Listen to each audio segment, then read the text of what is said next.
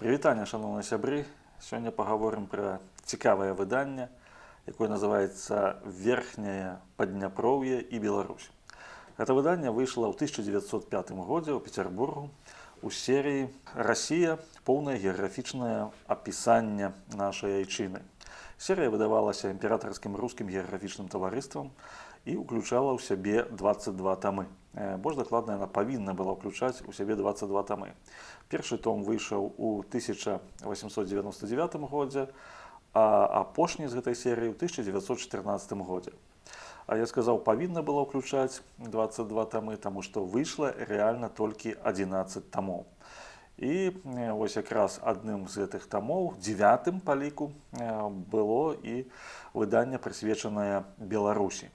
Цікавы момант, што да гэтага выдання маюць дачыненне вялікія беларускія гісторыкі канца 19-го, пачатку 20-го стагоддзя, а менавіта Мітрафан Доўнар-Запольскі і Аляксей Сапуноў.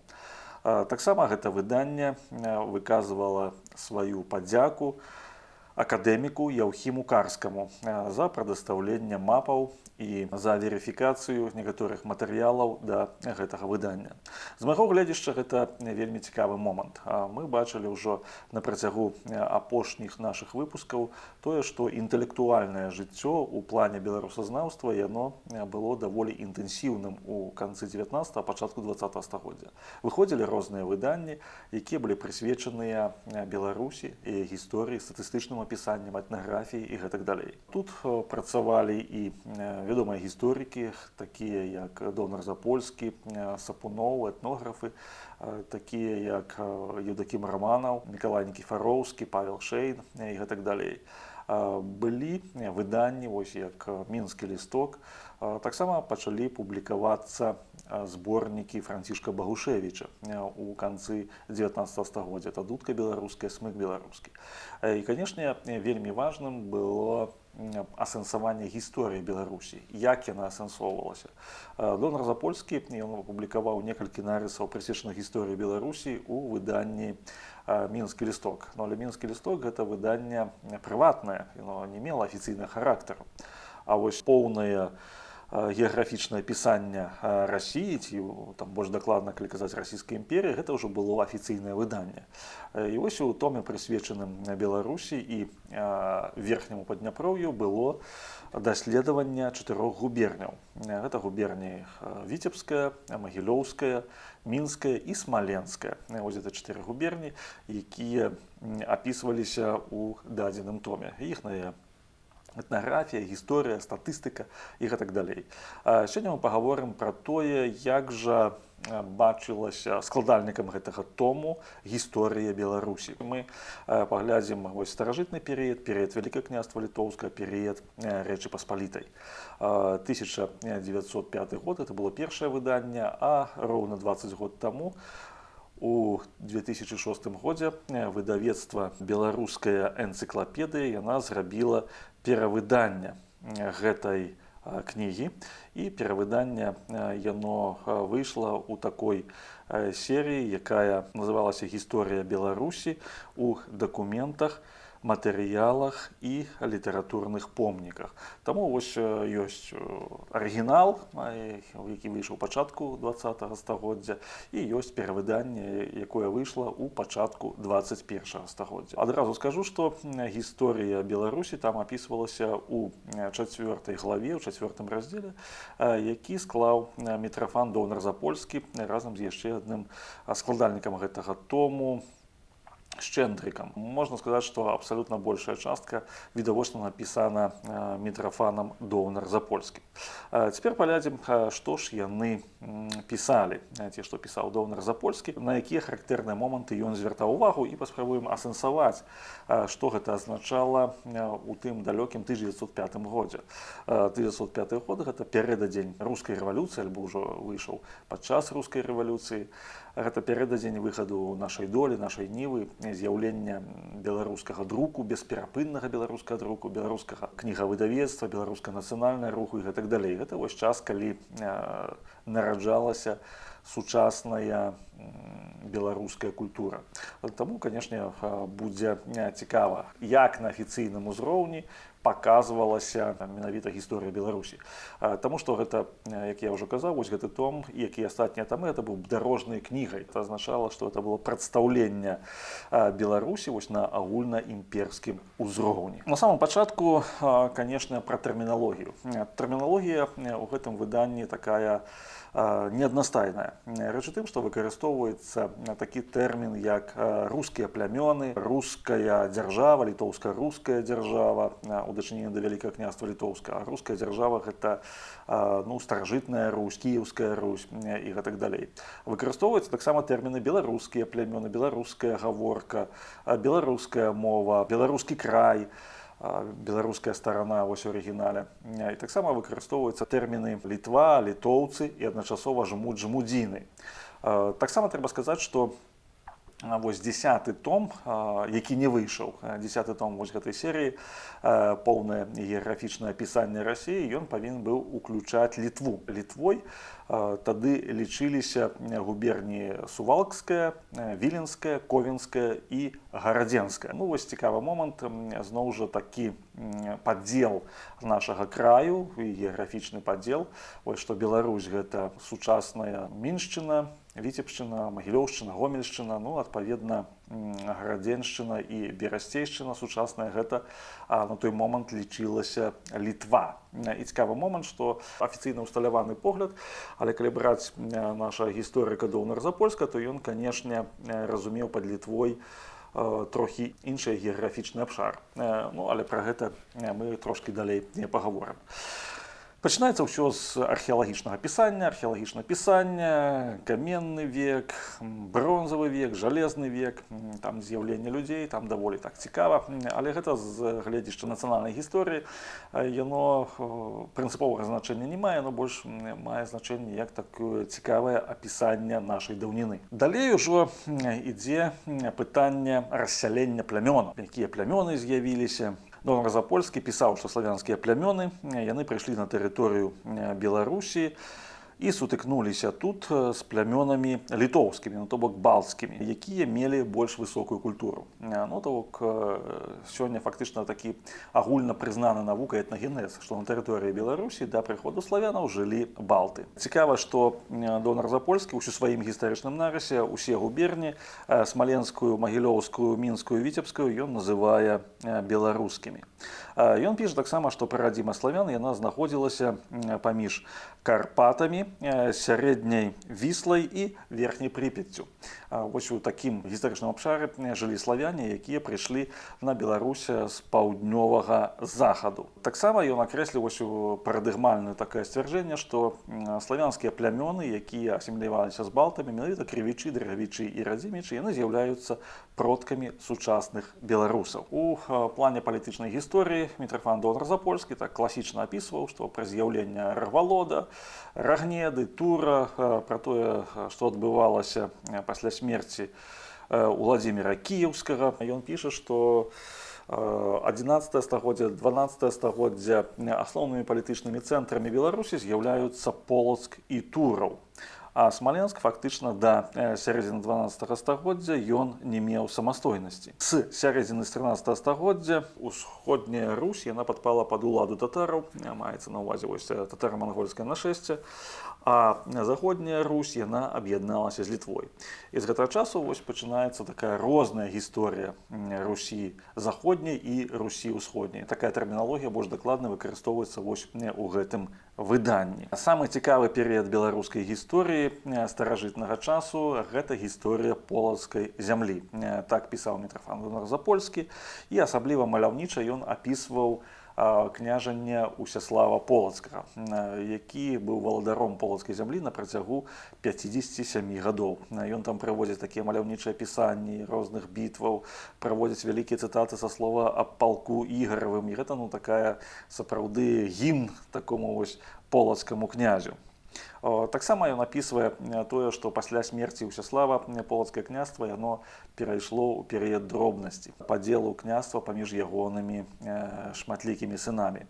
Апісваецца вайна Глеба Менскага з Владзімірам Манамахам, а таксама тое, як у 1127 годзе кіеўскі князь Мсціслаў Вялікі ён навёў усю рускую зямлю на Полацк. Дарэчы, вось Мітрафан Долнар-Запольскі ён піша, што выразным цэнтрам Русі быў менавіта Полацк. І менавіта Полацк ён супернічаў з Кіевам. Асноўным супернікам Кіева быў менавіта Полацк. Дык вось Мсціслаў Вялікі ён захапіў Полацк і выслаў усіх полацкіх князёў у Візантыю, адкуль яны пасля смерці Мсціслава ў 1132 годзе паспяхова вярнуліся. Цікавым момантам Мітрафан Долнар-Запольскі тлумачыў прычыну суперніцтва Полацка і Кіева. У чым жа была асноўная прычына? Ён казаў, што асноўнай прычынай гэта быў уплыў на Новгарад. Новгарадская рэспубліка, гаспадзін Вялікі Новгарад, яна была шчыльна звязана з ганзейскімі саюзамі, мела вялікае гандлёвае значэнне.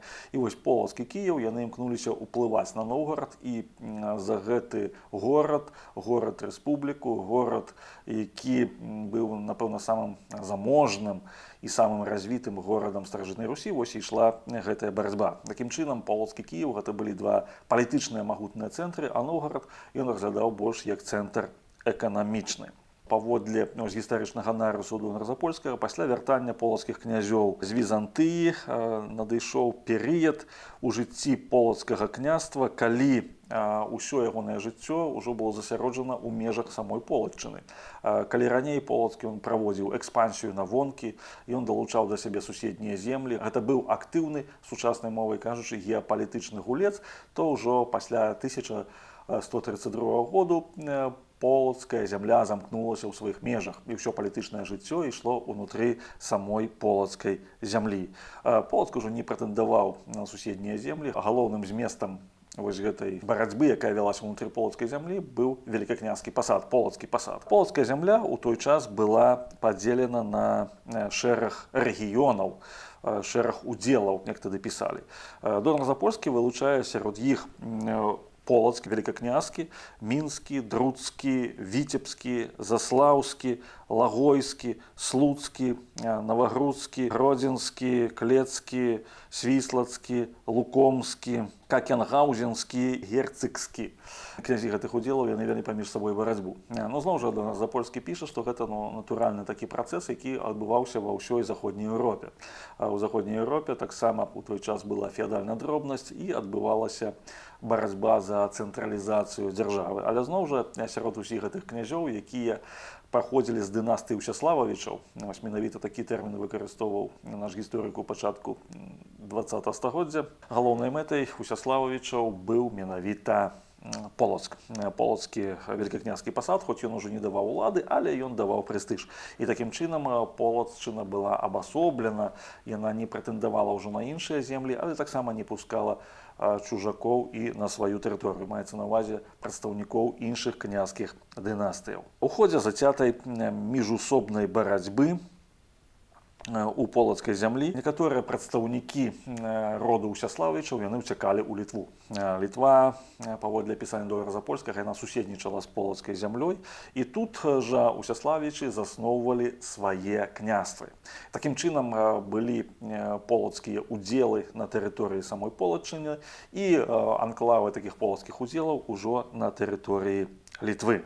І тут таксама у гэтым жа пляне ён піша, што былі заснаваныя такія два гарады, як Какенгаузен ці Кукенойс і Герцыкі, якія былі на землях ліваў і якія дапамагалі Полацку збіраць даніну з гэтых балцкіх плямёнаў. Праз пэўны час вось гэтыя князі з полацкай дынастыі Ўсяславічаў, якія перасяляліся ў Літву, яны пачалі ўзмацняцца і пагражаць самому Полацку. У тым сэнсе, што імкнуліся кантраляваць полацкую зямлю з дапамогай літоўскіх атрадаў. З іншага боку, вось з усходу, Полацк быў падцісканы смаленскім княствам. Смаленскае княства, якое ўзмацнілася ў канцы 12 стагоддзя. І ў хуткім часе Полацк апынуўся фактычна ў коле ворагаў. З захаду ішлі крыжакі, з паўднёвага захаду літоўцы, літоўскія плямёны, з усходу быў Смаленск і смаленскія княства, і такім чынам быў такі драматычны перыяд у жыцці Полацчыны. І палітычнае жыццё Падзвіння яно было паралізаванае фактычна, у тым сэнсе, што Полацк ён імкнуўся нейкім чынам захавацца, выжыць. Ужо не ішла справа пра тое, каб нейкім чынам уплываць на сітуацыю ў рэгіёне, як гэта было 100 гадоў раней. Цікава, Долнар Запольскі апісвае унутранае становішча полацкай зямлі. Ён піша пра полацкае веча, шмат прысвечана гэтаму інстытуту полацкай дэмакратыі, зноў жа гэта цытата з гістарычнага нарысу, і кажа, што менавіта полацкае веча стала важнай часткай дзяржаўнасці і ідэнтычнасці.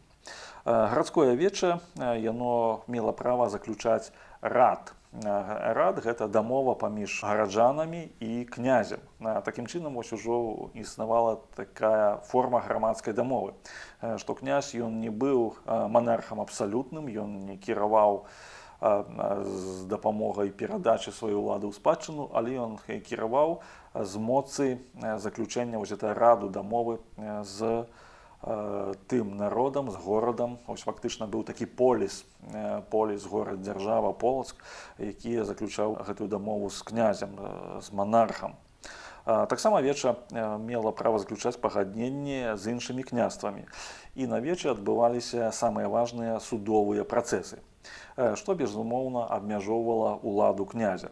Такім чынам, веча ў Полацку яно было падобна да веча ў Новгарадзе і Пскове. А як мы бачылі вышэй, новгародскае веча яно лічылася самым уплывовым на землях старажытнай Русі. Такім чынам, Полацк ён адрозніваўся ад Турава і Смаленска, у якіх таксама было веча, але яно мела, паводле Долнара Запольскага, значна меншыя паўнамоцтвы, чым у Полацку. Разам з тым, Мітрафан Долнар Запольскі называў Тураў другім па значэнні горадам на Русі пасля Кіева. Ён прыйшоў да гэтых высноваў, гледзячы на тое, што кіеўскія князі заўсёды аддавалі Тураў сваім старэйшым сынам. Так было са старэйшым сынам Уладзіміра. Гэта Святаполк, які княжыў у Тураве, таксама іншыя князі, і гэтыя старэйшыя сыны, якія княжылі ў Тураве, яны і прадстаўлялі вялікага князя. Ніякі іншы горад не меў такога значэння. Цікавы момант, што пазней гэта стала лічыцца такой слабасцю Турава, у той час, як у пачатку 20-го стагоддзя, гісторыкі лічылі гэта перавагай Турава, у тым сэнсе, што ён быў такім вялікім і магутным горадам. Таксама Долнар Запольскі ён апісваў эканамічнае становішча Беларусі. У першую чаргу ён казаў, што на працягу 11-го, 12-го, пачатку 13-го стагоддзя Полацк і Смаленск гэта былі цэнтры гандлю. Якраз яны стаялі на шляху з варагоў грэкі, і на гэтых тэрыторыях знаходзілі шэраг скарбаў. Маецца на ўвазе, знаходзілі ў 19 стагоддзі, там, дзе было мноства візантыйскіх і арабскіх манет.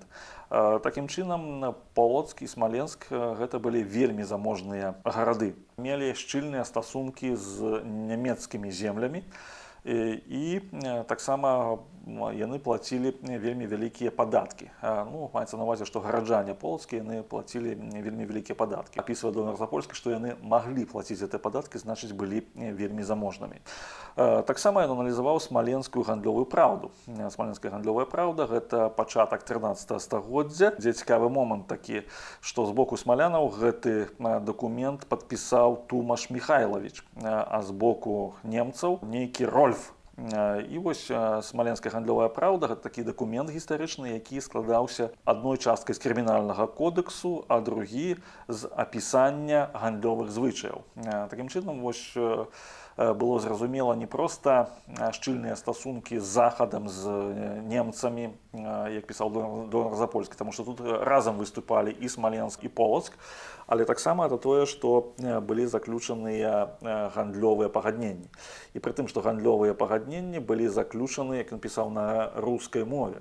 Цікавы момант, што эта руская мова у Долнара Запольскага яна выступае то сінонімам беларускай мовы, то сінонімам сучаснай сучаснай расійскай мовай. Часам так даволі вельмі складана разабраць. Ну, але калі казаць пра старажытны перыяд, то тут, безумоўна, для долнарзапольскага назва Русь і русскіх это тое, што датычыцца менавіта тэрыторыі Полацка, Смаленска, Турава, гэтых княстваў, якія ён называе беларускімі. Цікавае тэрміналагічнае акрэсленне гістарычных назваў, гістарычных падзеяў. Цікавы момант таксама, што долнарзапольскі ён прыводзіць лічбы, калі кажа пра багацце Полацку. Так ён кажа, што сума сабраных падаткаў на грошы пачатку 20 стагоддзя за год у Полацку збіралі падаткі на 600 000 рублёў.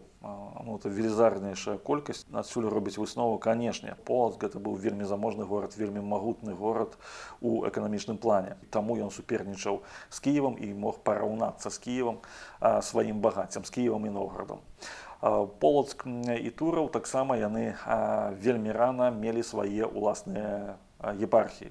З канца 10 стагоддзя, з пачатку 19 стагоддзя ўжо былі цэнтрамі епархіі. Значыць, хрысціянства ў гэтых гарадах было вельмі моцна развіта. Што датычыць асобаў, то ён вельмі шмат увагі прысвячаў Еўфрасіні Полацкай і Кірылу Тораўскаму. А таксама апісваў знакамітых асветнікаў са Смаленшчыны: Клімента Смаляціча і Аўраамія Смаленскага. Клімент Смаляціч, які быў мітрапалітам, які тлумачыў Біблію з дапамогай тэкстаў Арыстоцеля, Платона, Гамера і гэтак далей. І раманах Аўраамій Смаленскі, які быў златавустам. Таксама паводле долнарзапольскага Кірыла Тураўскі ён быў роўны лепшым візантыйскім прапаведнікам. Параўноўвалі яго менавіта з візантыйскімі прапаведнікамі, таму што на Русі не было роўных яму, як у плане кніжнасці, так і ў плане красамоўства, рыторыкі. Цікавы момант гэта тое, што, як пісаў долнарзапольскі, полацкае веча, яно у 13 стагоддзі пачало падзяляцца фактычна на два такія сходы. На адным сходзе збіраліся добрыя людзі, гэта гістарычны тэрмін, а на іншым малыя людзі. Утварыўся такі двухпалатны парламент. Парламент, на якім ужо была арыстакратыя ці будучы сенат, і на якім былі малыя людзі ці гараджане, якія складалі такі вялікі народны сход, будучы сойм. Пра гэта ён будзе казаць трошкі далей. Таксама ён акрэслівае, як фармавалася беларуская народнасць. Фармавацца беларуская народнасць пачала ўжо ў часе полацкага перыяду, гэта значыць да 13 стагоддзя. А завяршыўся гэты працэс у 15 стагоддзі. Ён піша літаральна: крывічы, радзімічы і дрыгавічы у складзе Вялікага княства Літоўскага зліліся ў 15 стагоддзі і ўтварылі адзіную беларускую народнасць. Гэта такая дакладная цытата. Такім чынам ён, безумоўна, кажа, што этнагенез беларусаў ён прайшоў усе пэўныя стадыі, і ў 15 стагоддзі ўжо была беларуская народнасць, якая стала асновай для Вялікага княства Літоўскага. У гэтым жа часе выпрацоўваецца і асобная беларуская гаворка, якая сфармавалася ў 12-13 стагоддзі на аснове полацкай і смаленскай гаворак. А таксама ў гэты час пачынае фармавацца Вялікае княства Літоўскае. Пра Вялікае княства Літоўскае асноўная частка ягонага нарысу. Апісанне яно адбывалася вельмі так маляўніча. Долнарзапольскі відавочна з веданнем справы і з веданнем спецыфікі і дэталяў апісваў працэс аб'яднання літоўскіх плямёнаў пад кіраўніцтвам Міндоўга, які падпарадкаваў сабе не толькі Літву, але і Русь. І гэта аб'яднанне Літвы і Русі пад уладай аднаго монарха і прывяло да утварэння Вялікага княства Літоўскага.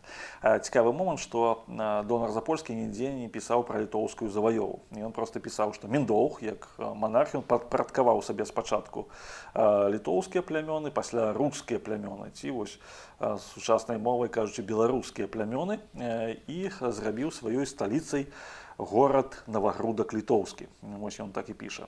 Вельмі прыязна долнарзапольскі адгукаўся пра Гедыміна і Альгерда. Ён называе іх бліскучымі кіраўнікамі, бліскучымі валадарамі, якія працягвалі палітыку Міндоўга. Сутнасць палітыкі Міндоўга была ў тым, каб злучыць літоўскія і беларускія плямёны у адной дзяржаве, каб выпрацаваць спрыяльную для ўсіх умовы існавання. Гэта працягвалі і Гедымін з Альгердам. Таксама Мітрафан Даўнар-Запольскі лічыў, што Хаўрус з Польшчай, як ён піша, вось менавіта Хаўрус з Польшчай, саюз з Польшчай, ён рэальна запрацаваў толькі пры вялікім князе літоўскім Казіміры, гэта ўжо 15 стагоддзя.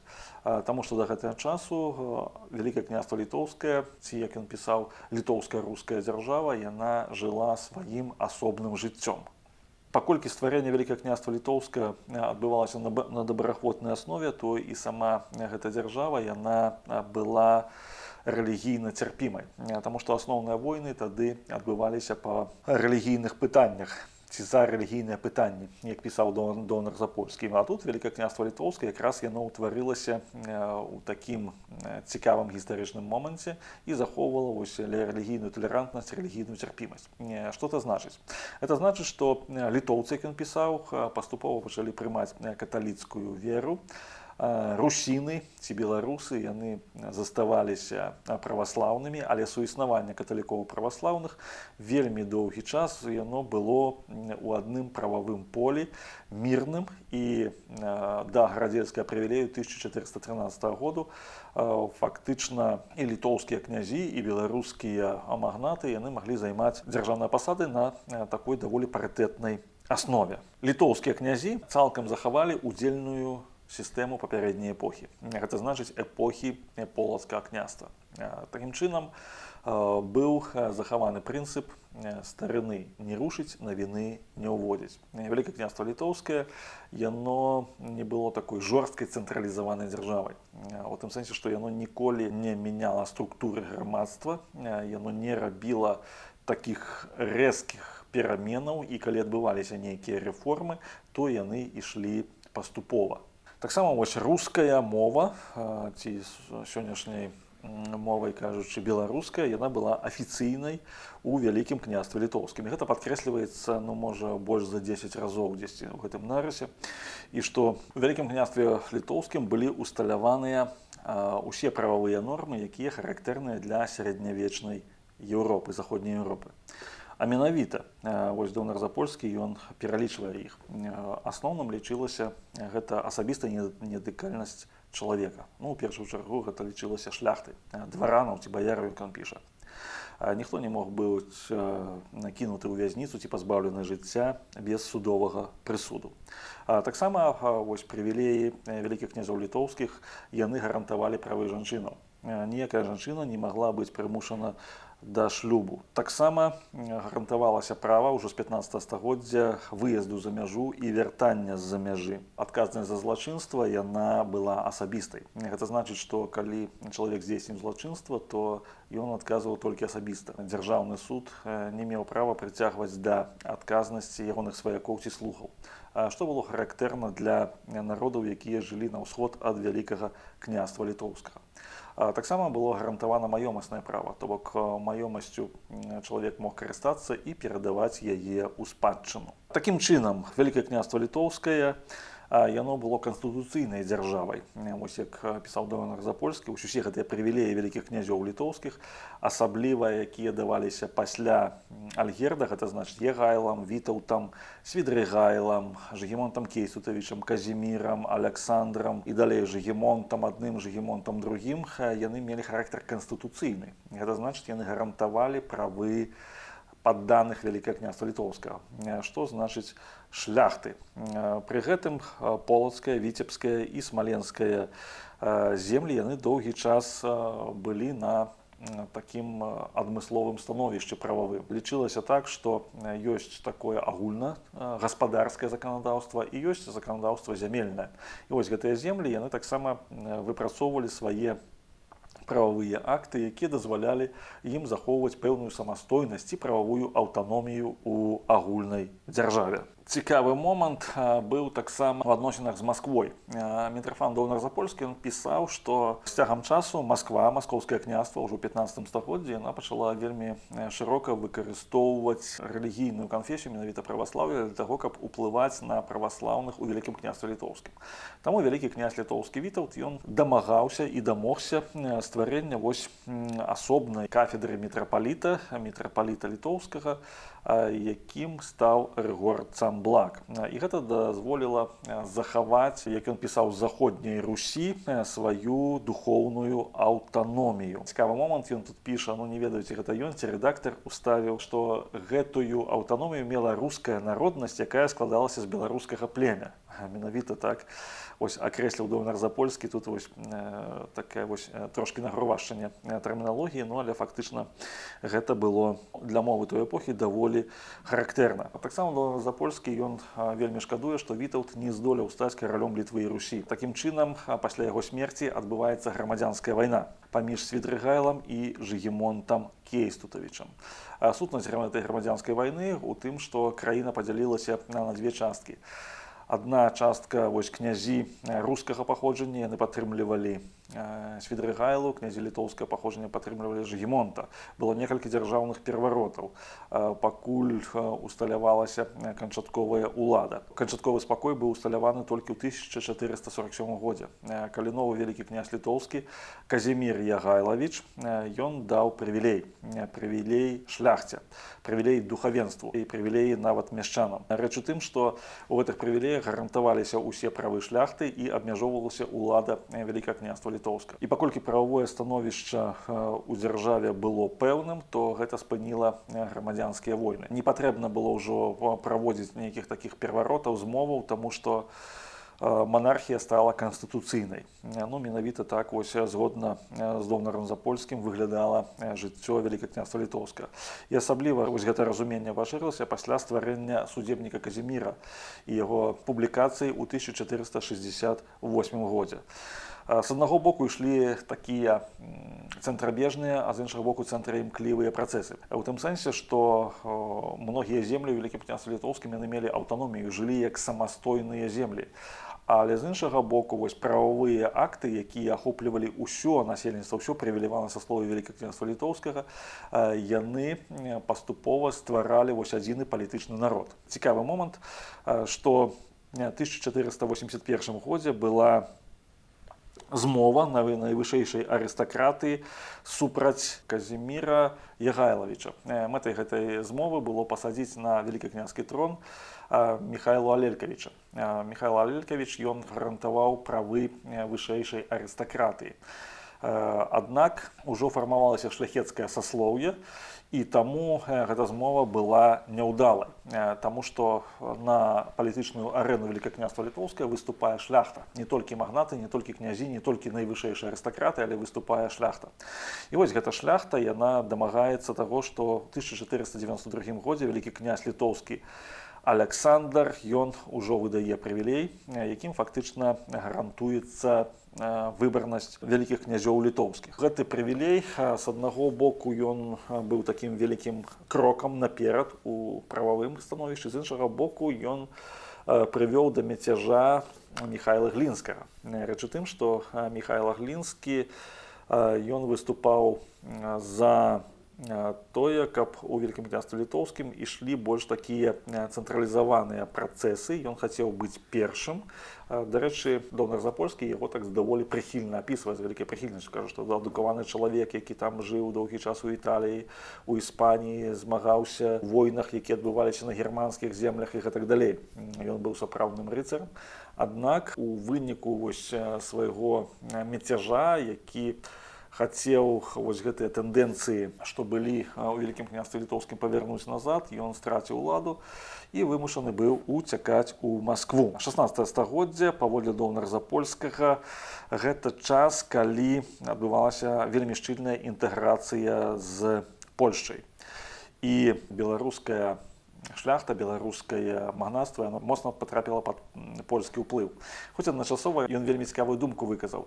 Рэч у тым, што паводле Мітрафана Довнара-Запольскага вось прынцыпы жыцця полацкай зямлі яшчэ ў высокім сярэднявеччы яны былі падобныя да прынцыпаў жыцця, якія былі на польскіх землях.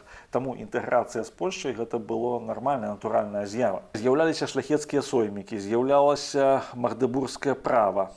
Шляхецкая дэмакратыя, яна ўвесь час пашыралася. І пры гэтым вялікакняская ўлада, яна ўвесь час абмяжоўвалася. Цікавы момант, што абмежаванне ўлады вялікага князя Довнар-Запольскі пачынае ад Казіміра. Рэч у тым, што Казімір вызваліў шляхту ад абавязку плаціць падаткі. Ну, то бок шляхта магла плаціць падаткі толькі са сваёй жа згоды. Шляхецкі сойм мог накласці на шляхту абавязак плаціць падаткі ці павялічваць падаткі. І гэта, як і ў заходнееўрапейскіх краінах, прывяло да таго, што соймы склікаліся рэгулярна, таму што вялікаму князю пастаянна патрэбны былі грошы, а паколькі пастаянна патрэбны грошы, то пастаянна трэба склікаць соймы. І соймы ператварыліся ў рэгулярную палітычную інстытуцыю. Вось у гэтым сэнсе было вялікае адрозненне ад таго, што адбывалася, напрыклад, у суседняй маскоўскай дзяржаве. Магдыбургскае права Вялікім княствам літоўскім сфармавалася тры саслоўі: шляхта, рыцарства, гараджане, якія мелі вольныя гарады, магдыбургскае права, і сяляне. Магдыбургскае права яно дазваляла судзіць членаў гарадской супольнасці прадстаўнікамі самой ж гарадской супольнасці. І вось паводле Даўназапольскага самая важная рыса магдыбургскае права – гэта незалежны суд, незалежны ад вялікага князя суд. Таксама ён пісаў, што доўгі час сялянства ў Вялікім княстве літоўскім было вольнае ці пахожае. Пахожае, это значыць, яно мела права пераходзіць. Аднак у 1447 годзе, калі Казімір надаў правы шляхце, ён у гэты час і адмовіўся ад свайго права прымаць сялянаў, якія ўцякалі ад сваіх паноў. То бок ён сцвердзіў, што вялікія княжскія землі не будуць прымаць сялянаў, якія ўцякаюць ад земляўладальнікаў. І такім чынам пачаў працэс запрыгонвання сялянаў. Вялікае княства літоўскае яно было характарызавана ў тым, што краіна была падзелена на вялізныя латыфунды: Радзівілы, Хаткевічы, Сапегі, Саламярэцкія, шэраг магнацкіх родаў, Глябовічы, яны мелі вялізныя латыфунды. Рэч у тым, што у 16 стагоддзі была праведзена валочная памера. Быў унармаваны сялянскі надзел і унармаваныя падаткі. Рэч у тым, што да валочнай памеры да 1557 году памер сялянскага надзелу ён быў вельмі розны. Адны сяляне маглі мець, напрыклад, 10 гектараў зямлі, іншыя маглі мець 20 гектараў, але падатак быў той самы і на адну сям'ю, і на другую. З 1557 году гэта было ліквідавана, каб больш эфектыўна працавала сялянская гаспадарка. Але разам з тым гэта прывяло да таго, што пачалі з аднаго боку ўзрастаць прыбыткі, а з іншага боку сяляне былі ўсё больш запрыгоненыя паводле Даўназапольскага. Ён пісаў, што вось гэта прыгоннае права ў Вялікім княстве літоўскім, нягледзячы на тое, што яно было распаўсюджана, яно адрознівалася ад прыгоннага права, якое было ў маскоўскай дзяржаве. Чым жа адрознівалася? У маскоўскай дзяржаве прыгоннае права мела дзяржаўны характар. Гэта значыць, што усе былі прыгоннымі вялікага князя маскоўскага пасля маскоўскага цара. А ў Вялікім княстве літоўскім прыгонныя былі толькі сяляне. Шляхта гэта быў палітычны народ, вольны народ. Яны атрымлівалі судовыя правы на сваіх падданых. У гэтым сэнсе, канешне, Вялікае княства літоўскае больш была падобна да заходнееўрапейскіх краінаў. Там дзяржава мела значна меншае значэнне. Хоць для падданых часам гэта была яшчэ горшая ўлада, але з іншага боку вось такой шляхты ці магнатаў іх было шмат. А манарх быў толькі адзін, і вось тут ён параўноўвае тое, што адрозненне гэта наклала свой адбітак на ўсё жыццё Вялікага княства літоўскага.